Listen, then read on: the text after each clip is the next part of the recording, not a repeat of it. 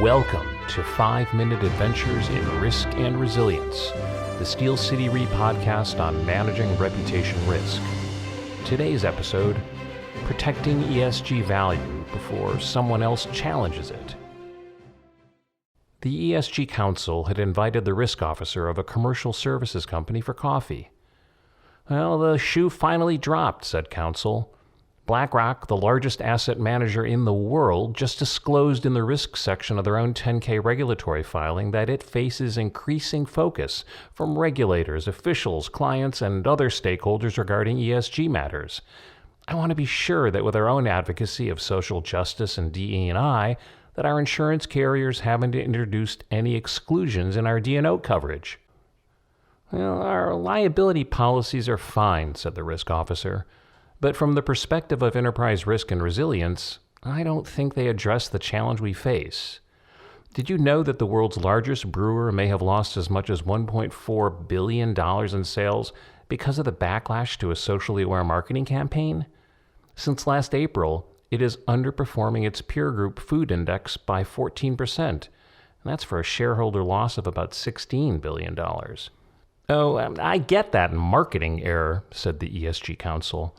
But I don't see how risk management can offer more than assurances that our D&O coverages will protect us in a similar situation.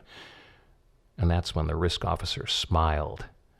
If you're asking more broadly about ESG risk management, he replied, I think we could be much more proactive. My peers are calling it reputation risk management. The purpose of this strategy is to enable our stakeholders to appreciate and value that our social justice and DE&I postures are products of thoughtful risk management and dutiful governance, and not just aspirational marketing. This risk management strategy, continued the risk officer, has 3 key components. First, a process for reading the expectations of all of our stakeholders and mapping them against ESG postures across the enterprise. Call it reputation risk intelligence. Second, a process for helping our stakeholders understand and appreciate what we're doing. Third, we could forestall allegations of greenwashing, wokewashing, or whatever by affirming the quality and authenticity of our processes with reputation risk insurance. I'm not well versed on reputation insurance, but I recall reading about it, said Counsel. Is it for ESG risk? Our broker says that it's an all-risk, outcome-based cover that would cover ESG-related losses. Do you think the CFO will spring for it? I know your budget is always tight, asked the ESG Council. I think so, replied the risk officer. Our broker shared that the product has some interesting strategic benefits.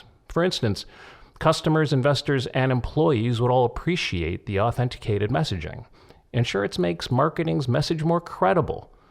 Also, I think it could help us negotiate better bond rates and insurance rates for our E&O and D&O covers.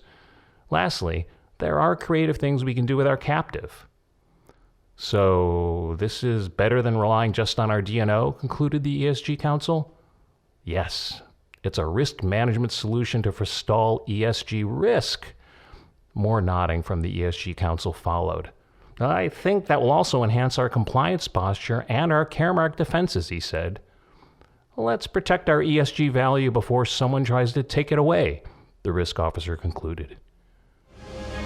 With reputation risk forecasting, management, and insurance, Steel City Re helps companies build and prove to stakeholders their thoughtful risk management and dutiful governance over all that is mission critical. It is an authenticated story stakeholders can appreciate and value.